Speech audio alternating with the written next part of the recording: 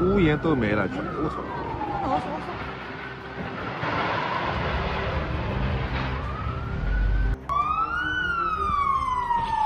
11일, 그것은 한 차례의 성공적이었다고 보고된 화재 대비 훈련이 끝난 순간부터 거의 2000년의 세월을 품어온 고찰이 거대한 불길에 삼켜지기까지의 시간입니다. 이 사건은 단순한 사고가 아닙니다.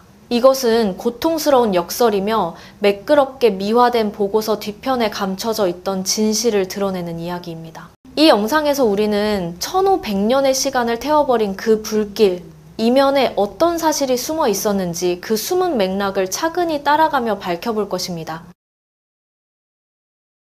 오전 11시 24분. 그때 1000년 넘게 이어져 온 봉황산의 고요가 찢겨 나갔습니다. 아직 규명이 되지 않은 한 지점에서 불씨가 일어났고 마치 속박에서 풀려난 맹수가 새로운 표적을 찾아내듯 불길은 곧장 가장 귀중한 장소로 향했습니다. 바로 문창각, 이 일대 건축의 정신이자 문화적 심장부로 불려온 그곳이었습니다. 정교하게 다듬어진 참나무와 단양목, 세대를 거쳐 이어져 온 대칠과 금박의 흔적은 순식간에 불길의 먹잇감이 되었습니다. 여러 층으로 이루어진 목조 구조는 원래 건축의 걸작으로 평가받아 왔지만 그 순간에는 거대한 굴뚝처럼 작동했습니다. 빨려 올라가는 불길은 시간이 흐를수록 더욱 거세져 상상할 수 없는 위력을 가진 열기 소용돌이를 만들어냈습니다. 수백 년을 이겨낸 고목재가 불 속에서 쩍쩍 갈라지는 소리는 마치 누군가의 절규처럼 들렸습니다. 지붕을 덮고 있던 유리기와는 열기를 견디지 못한 채 산산이 부서져 땅으로 흩어졌습니다.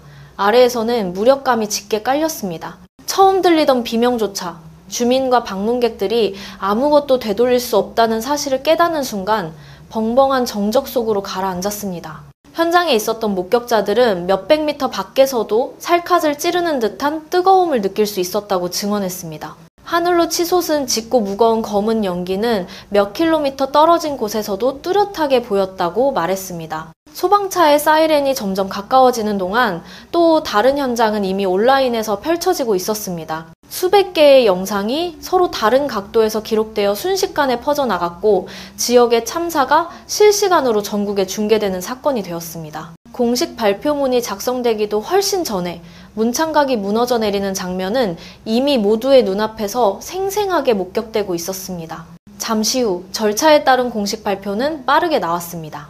인명피해는 없으며 화재는 통제되었고 주변 산림에는 영향을 주지 않았으며 원인은 조사 중이라는 내용이었습니다. 짧고 건조한 행정적 문장은 종이 위에서의 역할을 충실히 끝냈습니다. 하지만 그러한 문장들은 이번 불길이 남긴 거대한 문화적 공백, 역사에 새겨진 깊은 상처를 결코 가릴 수 없었습니다. 그날의 화재로 우리가 무엇을 잃었는지를 제대로 이해하려면 시간의 흐름을 거슬러 올라가야 합니다.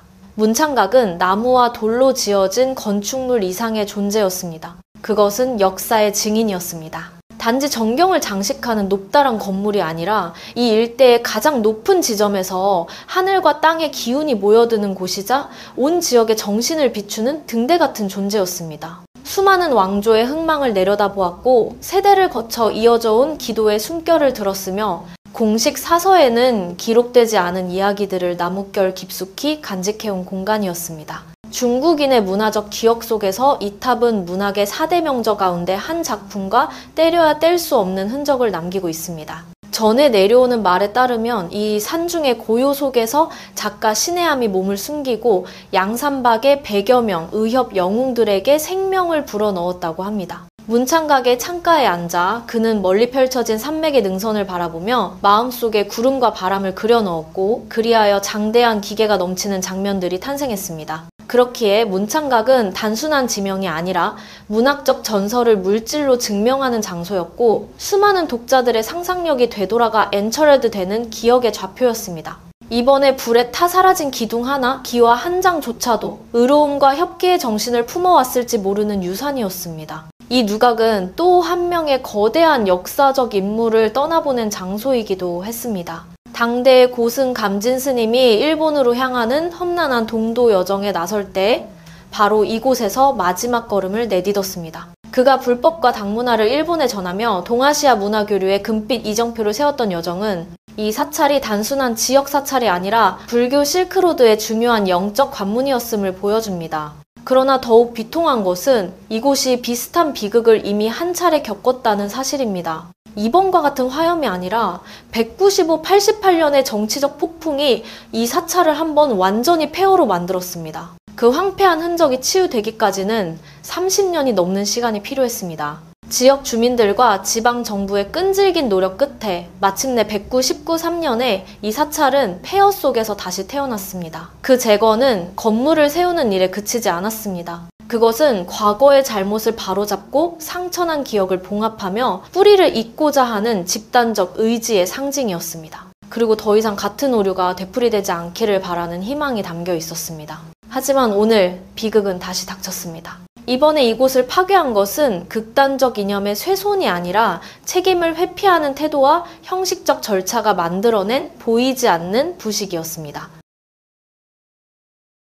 지금 우리가 마주한 이 문제의 핵심은 바로 잉첩사 사원터 위에 남은 잿더미 위로 떠오르는 단 하나의 질문입니다. 불과 10하루 전 종합점검을 마쳤다고 보고된 안전 시스템과 방제 절차가 어떻게 이토록 처참하게 그리고 전면적으로 붕괴할 수 있었는가 하는 것입니다. 그 답은 아마 곧 발표될 공식 조사 보고서 속에서 찾기 어려울지도 모릅니다. 오히려 분노에 찬 중국 시민들의 목소리, 그곳에 실체가 담겨 있습니다. 그들은 이 사태를 두 글자로 규정했습니다. 바로 연극이라고. 그들의 시선은 화재 피해 규모뿐 아니라 불길에 휩싸인 건물이 사실은 고대 목조 건물이 아니라 1993년에 새로 지어진 철근 콘크리트 구조였다는 사실에 더욱 큰 충격을 받았습니다. 겉으로는 전통 건축 양식을 하고 있어도 내부는 완전히 현대식 구조였다는 점이 많은 이들에게 혼란과 의문을 낳았습니다. 온라인에는 이런 반응이 이어졌습니다. 나는 진짜 나무로 지은 줄 알았다. 그런데 내부가 철근 콘크리트였다니. 1500년 동안 살아남은 줄 알았는데 실은 철근 콘크리트 건물이었다면 1500년이라고 부르지 말아야지. 이 혼란을 이해하려면 유적지의 긴 역사를 되짚어봐야 합니다. 사찰의 기원은 1500에서 2000년 전으로 거슬러 올라가지만 그 오랜 세월 동안 수차례 큰 피해와 중대 보수가 반복되었습니다. 20세기 말에 이르러 기존 건축은 원형 복원이 불가능할 만큼 손상돼 현대의 안전 기준에 맞는 방식으로 다시 세울 수밖에 없었습니다. 그래서 1993년 복원 당시 내구성과 내진 성능, 관람객의 안전을 고려해 철근 콘크리트가 도입되었습니다. 반면 외관은 전통 양식을 유지해 문화적 정체성을 살리고자 했습니다. 바로 이 외관과 실체의 간극이 사람들에게 원형 건축물로 오해하게 만든 것입니다. 결국 유적의 역사는 오래되었으나 이번에 불탄 건물 자체는 20세기 복원작이라는 사실이 뒤늦게 알려지자 온라인 여론의 반응이 폭발했습니다.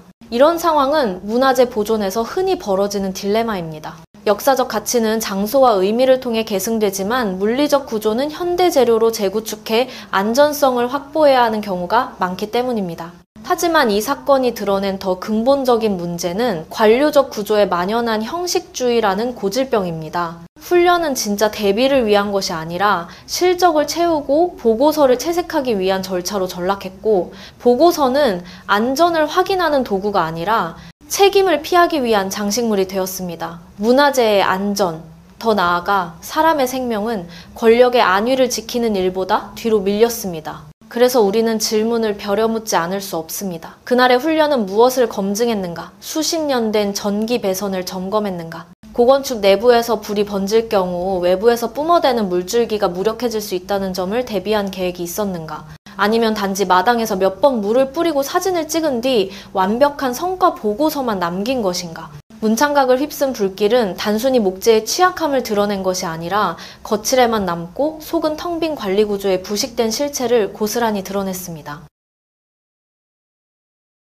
문창각은 다시 세워질 것입니다. 분명 그렇게 될 것입니다. 아마 더 튼튼한 철근 콘크리트로 더 값비싼 최신식 방제 시스템을 갖추어 재건될 것입니다. 예산이 책정되고 공사가 시작되고 새 건물이 우뚝 서겠지요. 그러나 이렇게 되묻지 않을 수 없습니다. 복원된 건축물이 과연 과거의 혼을 담아낼 수 있을까? 몇 해 만에 다시 지을 건물이 어떻게 1500년의 시간층을 품을 수 있단 말인가? 옛 장인들의 정교한 조각 기법, 목재를 맞물리던 비밀스러운 장부 기술, 그 수백 년의 손길은 이미 불길과 함께 사라졌습니다. 한 지역의 문화적 기억이 불에 의해 한번 끊어진다면 과연 그 기억을 시멘트와 새칠로 온전히 되살릴 수 있을까? 잉첩사 화재는 봉황산의 비극이지만 그 의미는 이 지역을 넘어 우리의 세대에게 전하는 경고이기도 합니다.